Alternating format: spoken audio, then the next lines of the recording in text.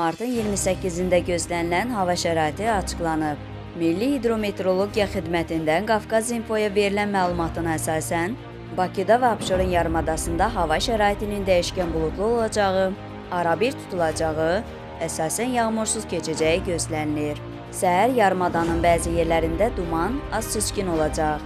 Mülayim cənub-şərq küləyi əsəcək. Havanın temperaturu gecə 5-8 dərəcə isti, gündüz 13-17 dərəcə isti olacaq. Atmosfer təzyiqi 765 mm civə sütunundan 762 mm civə sütununa inəcək. Nisbi rütubət gecə 70-80%, gündüz 60-65% gözlənilir. Azərbaycanın rayonlarında hava şəraiti əsasən yağmursuz olacaq. Lakin gündüz bəzi dağlıq ərazilərdə qısa müddətli az yağıntılı olacağı, şimşək çaxacağı, dolu düşəcəyi ehtimalı var. Bəzi yerlərdə arabir duman olacaq. Qərb küləyi bəzi yerlərdə arabir güclənəcək. Havanın temperaturu gecə 4-8 dərəcə isti, gündüz 12-21 dərəcə isti. Dağlarda gecə 3 dərəcə şaxtadan 2 dərəcəyə dək isti, gündüz 8-13 dərəcə isti olacaq.